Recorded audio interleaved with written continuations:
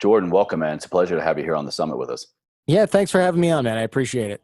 I got to say, just to be an example of someone who always shows up and continues to build something out of a passion project and to create a business and, really an empire, but also to be setting an example for what's possible. You and I have had some kind of DM conversations here and there over the years, and I've been following you and listening to your insight and content for about 15 years, man. Wow. Shout out old Sirius Hmm. days when I used to listen Yeah. to Cavino and Rich and heard you back there about 15 years ago, man. And here we are.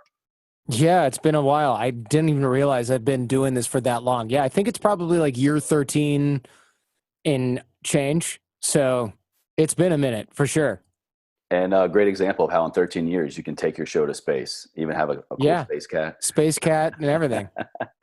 For people But listening, they have no idea what we're talking about. But yeah, you got to watch for this. He's got the fun that's background right. for sure. Yeah.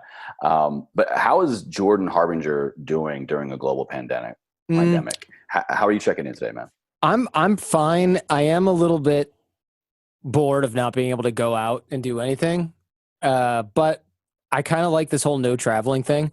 And then there's a part of me that's kind of excited about the fact that like Instagram and YouTube aren't as pressing because all the FOMO's gone. Oh, I'm on the beach in Mexico. No, you're not. You're at home with your mom.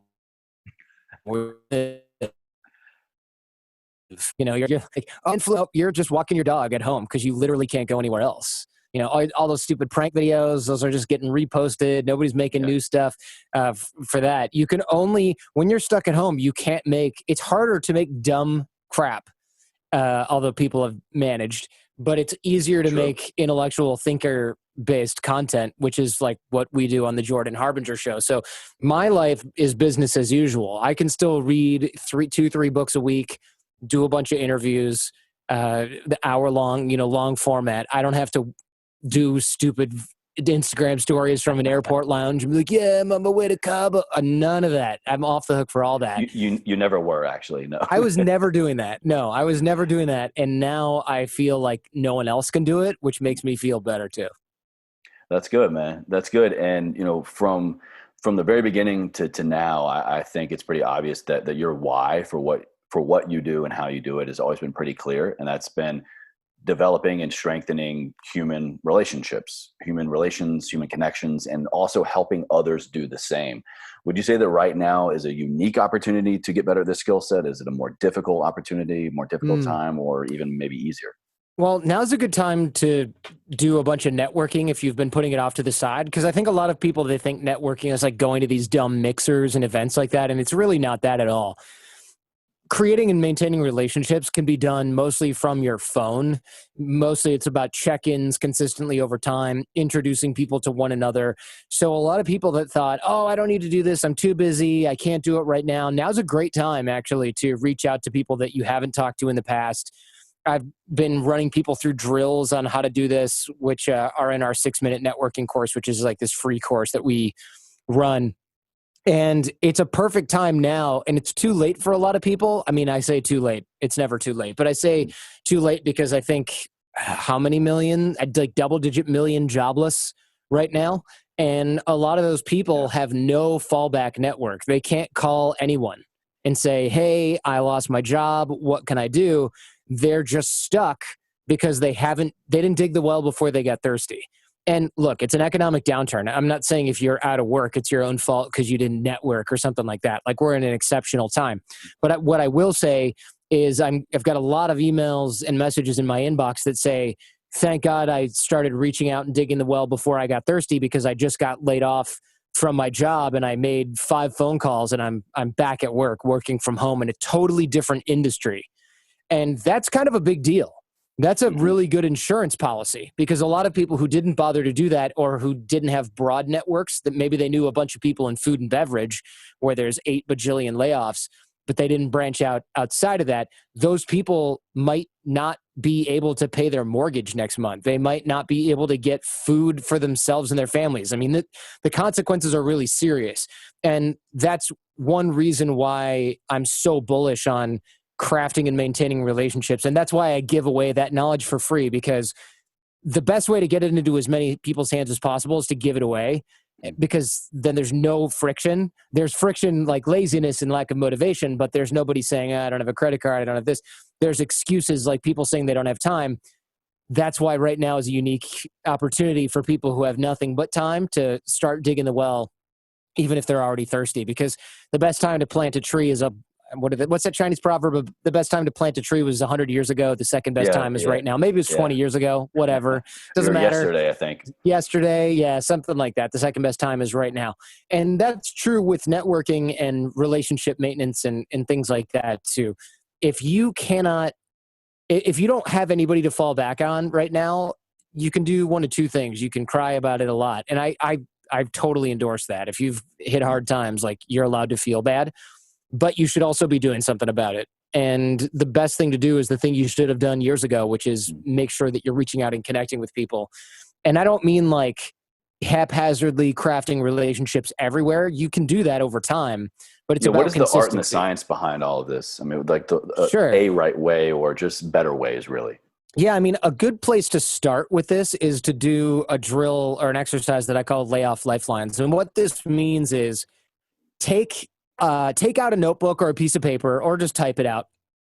Craft a list of, let's say, 15 people that you wish you'd kept in touch with better over time. So this could be like your old boss, a guidance counselor from college, your friend's dad who ran a impressive business when you were growing up that you lost touch with. Make that list of those people and then reach out to those people now. Theoretically, when I give this exercise, or normally when I give this exercise, I guess it's not theoretical anymore, Hmm. you would say, or I would say, reach out now while you don't need anything. And hopefully you're in a position where right now you actually don't need anything. Because we've all gotten emails from people where we're like, hey, what's going on, Chase? It's been 3 years. And I'm thinking like, okay, are you going to try to sell me some like bullshit protein shakes? Is this like a Yeah, Scientology recruiting yeah. call? What's the catch? But if I'm reaching out to people and I don't have an agenda, I can catch up with them earnestly and their suspicion will eventually subside because I'm not asking them for anything. I catch up with them a little bit here and there over the next few months or years, and I've rekindled that relationship. And then in a year when I'm like, oh no, I hit hard times, or I've got a book and I need to sell some copies of my book, or I'm trying to generate consulting clients because I've gone freelance, that person's not like, oh, you're just buttering me up this whole time. You know how you feel burned when somebody calls you and then 2 days later they're like, so glad we're back in touch. By the way, can you sell my crap to your audience? You're like, oh, I smelled that coming. But if Uh-huh. it Uh-huh. happens over a period of months or years, nobody's going to give you the kind of credit that you spent 2 years or 6 months rekindling a relationship only to make an ask later on down the line, especially about something you couldn't predict, like an economic downturn. So right now, I would say that's one of the best things you can do is make that list and reach out to people now, especially if you don't need anything from them. Mm. And if you do need something from them, I would say resist asking them right away, because it will just look like you did a really terrible job keeping in touch and now you're feeling the pain. And Yeah, people make it don't your want second to, point, like, not your first, even if you yeah, really, really want to. right. Like, don't reach out and say, are you aware of any job opportunities? Like, people are, even if they are, they're going to be like, dude, I haven't talked to you in 3 years. Why the hell would I Yeah. reference, why would I vouch for you? But if you can reach out to them and literally say, hey, I've done a terrible job keeping in touch. We're all cooped up at home. Now's a great time to sort of reach out to people that I've lost touch with over the years. And you're one of those people. What's going on? Give them a little update about you. And if you do desperately, desperately need a job, you can say, I've been looking for opportunities because I got laid off, but I don't want to be that guy that asks you what you think. So I just want to take the opportunity to catch up anyway, because I know how annoying it is for people to call out of the blue and ask you for something when you haven't talked to them for 2 years. At least then you're calling it out, because if you don't do that, they're going to be thinking it and then they're going to think you're hiding the ball. So Yeah. call it Yeah. out if you've done such a poor job of keeping in touch that now you need something and you're out of luck. However, if you don't need anything, you're in a great place to rekindle some of those relationships, which you should have done a long time ago. So that's a good first start. I agree. Well said, man. As you're kind of describing this process, I was just kind of thinking of what that might look and feel like, getting behind it, during it, and ahead of it. Do you think this could also help people reduce potential regret? An example comes to mind. You were, what I know, one of the last people, I think, to interview Kobe Bryant. before Yeah, he unfortunately passed away. Um, Now, just imagine if you weren't making networking and relationship building and these reaching out processes a normal part of your day to day. Maybe you didn't get to him, you didn't reach out to him, and you lost that opportunity to have a great human being to sit down and learn from him and to share this with the world now. Do you think if we make these practices, well, make them a practice now, it could help reduce future regret, which might be definitely. kind of like a self-fulfilling cycle? Yeah. Yeah, definitely. I mean, I've had people do the 6 minute networking course, or just listen to the Jordan Harbinger show and get little tidbits like the ones we're discussing now. And they've gone and done something like, oh, I reached out to my old college roommate, and, I didn't really know anything about what his situation was. And it turned out he was like dying of cancer. Or, oh, I reached out to a family member and we got back in touch. And then a month later, he died in a car wreck. Like I hear stuff like that occasionally with the thousands of people that have gone through this, that there's bound to be a few like that. And their letters are really heartwarming. They're heartbreaking, but they're also heartwarming because Yeah. they're saying like, hey, I never would have reached out to this person ever. But instead I got to spend like a month hanging out, or we did a road trip, or we did this thing over the last 6 months, and now they can't do it anymore. Yeah. That kind of thing. So you do find like, wow, I really enjoyed this opportunity. And every kind of regret I look at in my life, it's never like, oh, I wish I'd invested in, I mean, sure, yeah, I'd buy Bitcoin in 2013, I wish I right? would have Okay, fine. invested in Zoom before all of this, Yeah, Jeez Louise.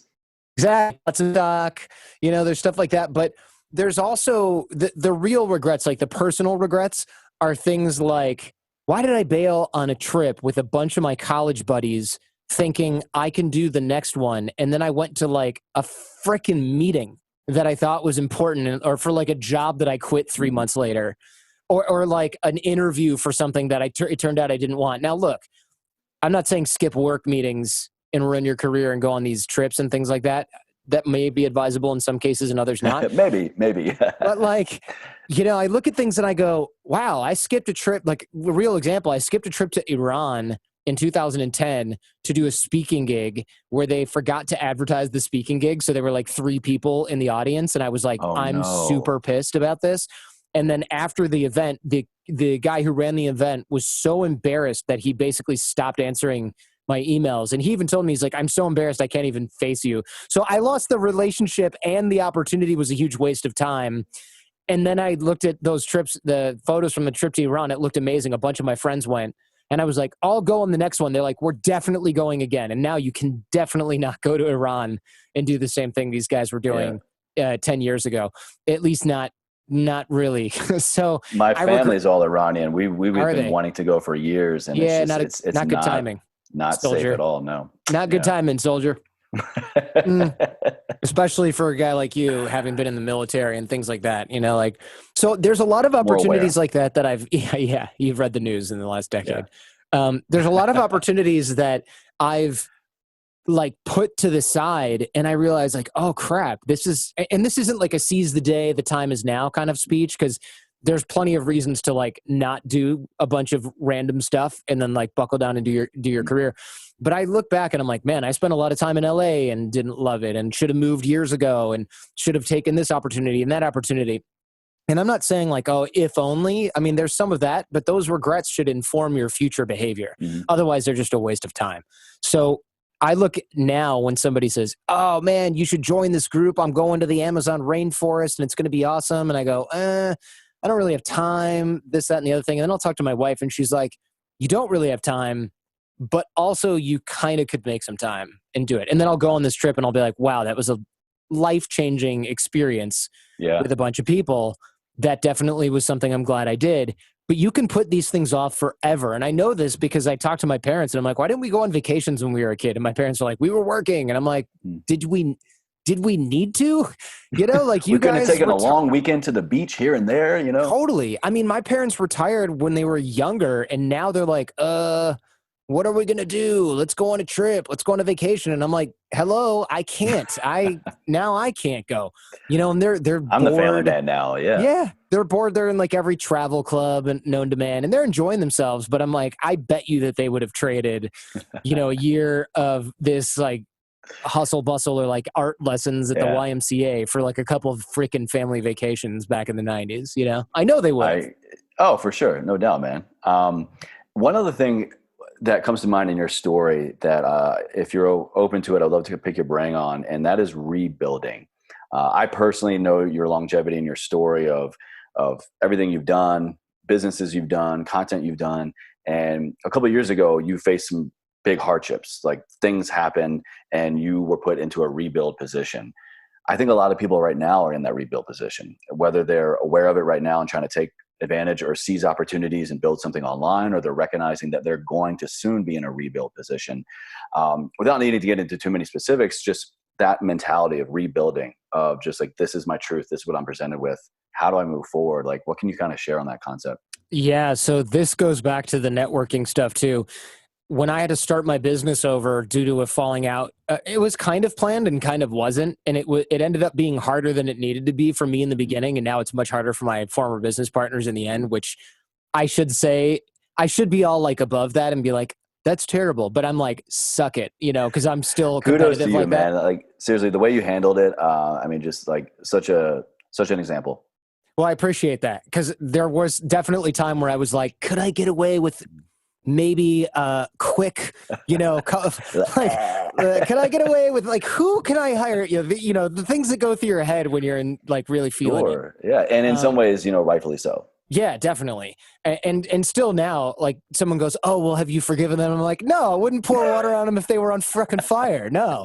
And But you're that's not okay. dwelling on it at the same No, time. no, I'm Yeah. not. I'm not. But like I think there's a whole sort of new age like thing that goes with it that's not very helpful because it makes you feel shame about being angry about something. And as long as you realize that being angry doesn't really hurt the other person and it only hurts you, then that's fine. And then you can sort of limit the amount of time you spend in that. But the whole like shove your negative feelings down and only feel positive emotions is just kind of a bull crap thing that science has proven is actually bad for us. So I'm kind of glad to see that slowly evaporating. Yay for science. Oh, cool. Yes, Yeah. thank you, science, and you know all these sort of like gurus who are like positivity, man. It's like, well, not really, not always, at least not always. But for rebuilding, Hmm. when it comes to rebuilding, it really is clutch that I had the relationships that I did. The dig your well before you're thirsty, because what I was able to do when I had to start over was I literally had my wife schedule, I want to say somewhere between 80 and 150 because I just lost count after a while. Wow. Phone calls, like meetings, catch up sessions with anyone who I knew who would listen over the next probably like month or 6 weeks, maybe even 8 weeks. I'd have to go back and check my calendar.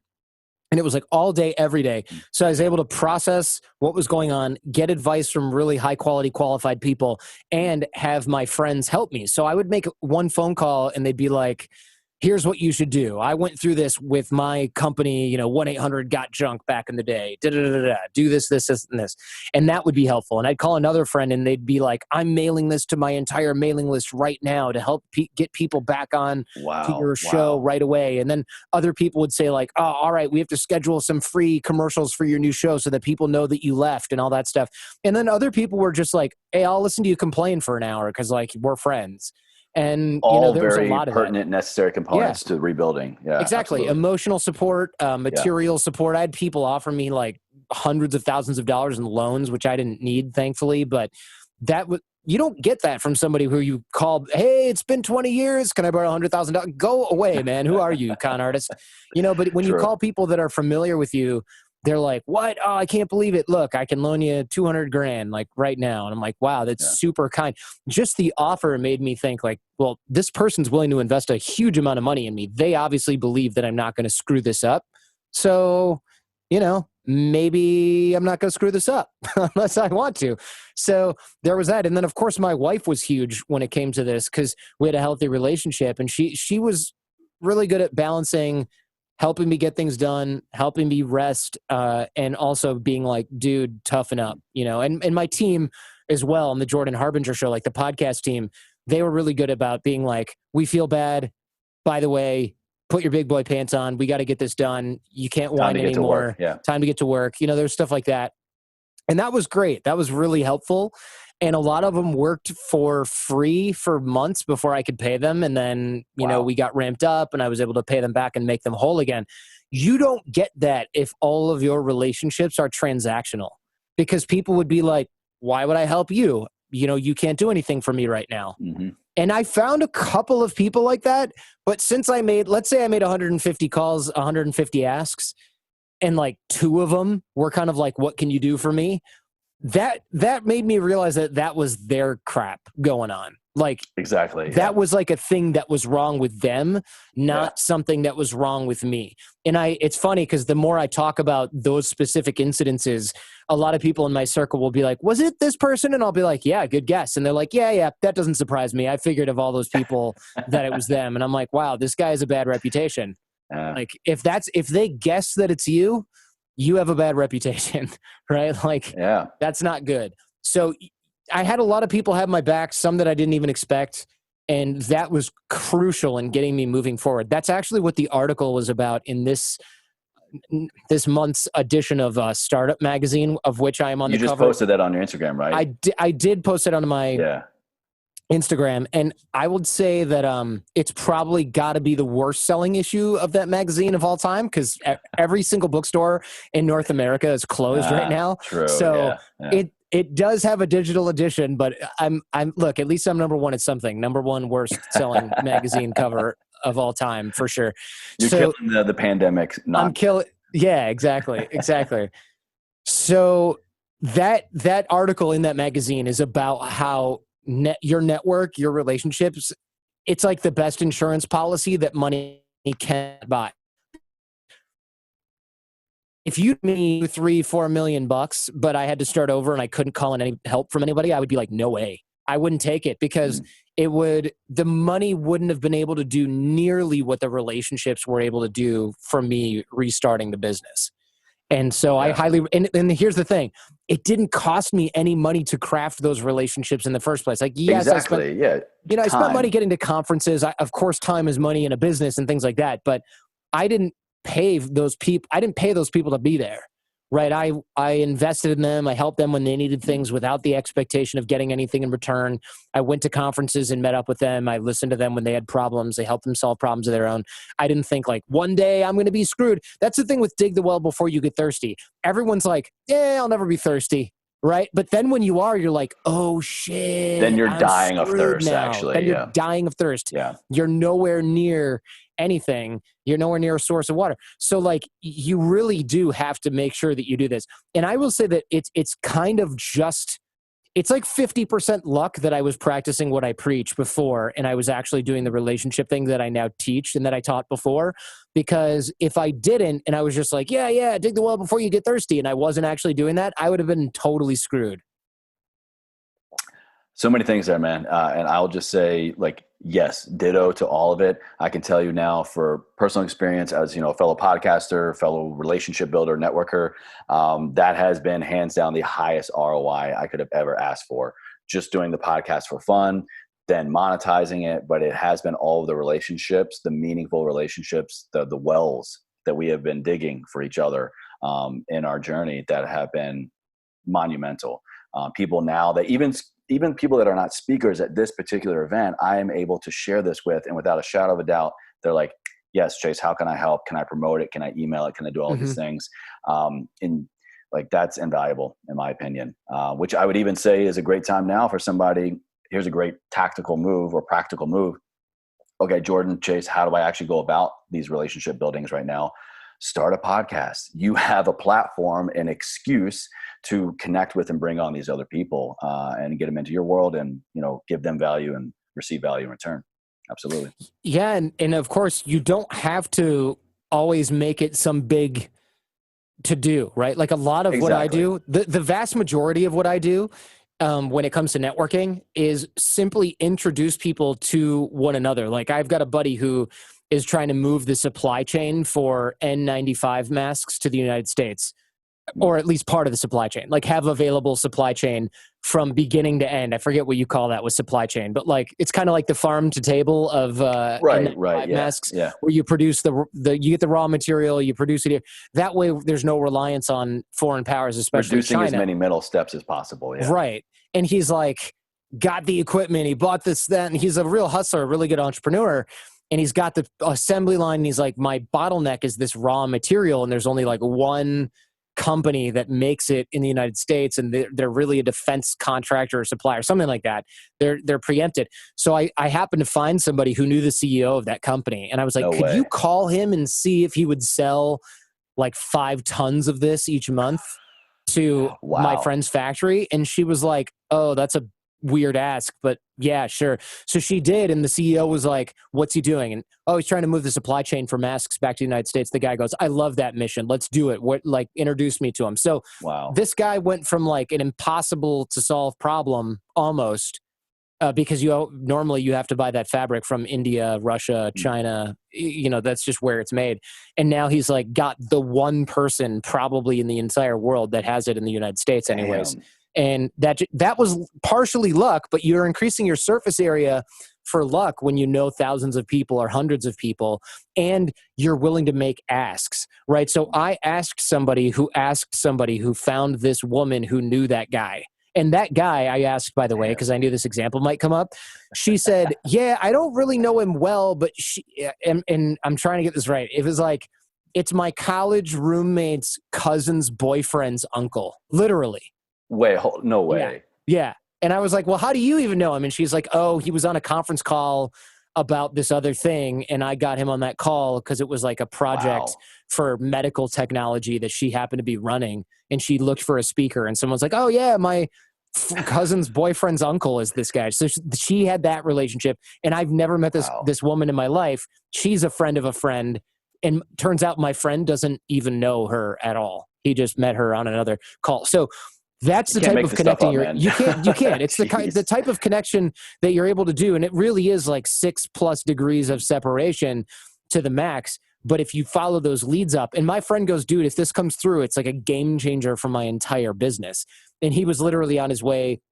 This is this morning that I just did that. He was on his way to go to the Mexican border to pick up a 1-ton truckload of this fabric from another place. And he's like, I'm 90% sure that this is like not legit, and I'm going to show up and it's going to be a waste of time. So he's like, if I can get what I need from this factory in the United States, it's going to be huge. And think about this. It's not like he's making t-shirts. He's making medical grade filtration masks for healthcare workers in the United States with this material. So this is life-saving material that he was not going to be able to make. And this is all because I made like 10 phone calls. Not even 10 phone calls. It took a couple of hours over the course of a week. So you can make a huge difference in people's lives and businesses by doing this. And then you do that, once a week, once a month? How many opportunities like this do you need to give to other people before they're like, I owe you big time? I guarantee you, if this material comes through for this guy, I'm going to get hopefully a fat check and at least a fat thank you in the mail. You got to get a finder's fee or something, man. Oh yeah, I did. I definitely was like, so you can pay me in masks. That's a big one. Well, Jordan, I want to be conscious of your time, man. It's been great having you on here. Yeah. I appreciate what you're doing to raise money and awareness for COVID-19 relief. And it's been a pleasure to have you on here as well for hours. One last thing I want to ask you real quick, because most of the speakers on here so far are actual former podcast guests of mine or friends and familiar with the content, but you're new. Welcome to the Everforward Nation, man. Thank you. Those 2 words, big, long backstory, went through a lot of trying times in my life, lost my father to terminal illness. And this was a phrase of his. And we now have embodied it as like a legacy option, but also as a way for us to move forward in life. What does that mean to you right now? How does Jordan Harbinger live a life ever forward, especially now? I got you, man. This is so interesting that you asked me this particular question. So when I was starting to rebuild, and I think I've spoken about this like maybe in some other articles or magazines, but I had so much anxiety, and I realized that I couldn't really focus on anything because I felt like I had too much to do. I was literally overwhelmed because I didn't know the next step. And what I realized was I was kind of like a blender with the top off, where there's a lot of energy, but all that freaking green juice or whatever is just launching up and sticking to the ceiling and the walls. And anybody who's ever had the top fly off a blender is not like, I'm glad that happened. Like they're like it's maddening. Right. Pretty much. Exactly. So I realized, okay, I need to be like a laser beam and focus my energy, because this same amount of energy directed at one particular goal or one set of goals every day, every week, that's how I'm going to rebuild this. That's how I'm going to get to the top of the mountain again. Not by like freaking out that I got to have a new Twitter, I need a new Instagram, I need to be doing on social media, I need to record shows, I need to make all these phone calls. Like, you're not going to get anywhere with that. You can't do it. So I'm all about action and suffering. You have to put one foot in front of the other and start going for getting things done one at a time. Don't get distracted by these shiny objects. Get things done and stack them. Pack those, bricks. It's like building a snow fort. I don't know where you grew up, right? Where did you grow up? Virginia. I'm used to snow days, man. Okay, so you pack those snowballs really tight and you make that snow fort that way. You don't just like start throwing random handfuls of snow like in a general direction or like in all directions and hope that you're going to create something. No, you have to pack those things tight, stack them up, right? You got to do that or you're not going to build anything. And that's what I feel like that's what I felt like it was at the business. Like I had to take action because that was going to end my suffering. And I realized that when I was working on something and I was making progress, I didn't feel like shit for like the first time that month, when everything fell apart. And then I was like, oh, I get it. When I'm working on this and I'm making something happen, I have control over the outcome. Yeah, more or less. So if I can keep doing things where focusing on where I control outcomes and not worrying about things I can't control, which is kind of a common business cliche, but turns out to be really good advice. It's pretty damn true. Yeah. Then I can really get things in order soon. And then, by the time you realize that you've done 8,000 different little things and packed up, built up your snow fort a little bit, you realize you have a basis from which to work. And so then your anxiety really will drop off. So at first it distracts you and that's fine. And then it comforts you and that's fine. And then on. So I don't look at the past. I don't look at like what could have been. Where would I have been now if this thing hadn't gone wrong before? Like that's not useful unless it's teaching me something. So I'm really looking forward at what I can create and build this week, this month, this year, and not thinking about crappy distractions that are kind of a luxury at this point. Not even a useful luxury. Very good the point. Daydreaming of like, oh, if this hadn't happened, this would have had like none of that serves any purpose. And I was consumed by it in the beginning. And it's because action and suffering. Take action, start doing what you need to be doing to move forward and stop thinking about what you can do, all the world of possibilities or all the missed chances. Like none of that is serving you. And I think a lot of us are guilty of this. I just happened to notice it in that moment because it was all I was doing. Powerful, man. What a powerful answer. Thank you so much for that. I appreciate it. Yeah, you're welcome. Thank you. It's been great having you here on the show. This is going to be all on the podcast as well, but part of the EF Summit. It's been incredible, man. You and the Space Cat behind you. Yeah, thanks. Appreciate you. Thank you. Same, man. Thanks for having me on.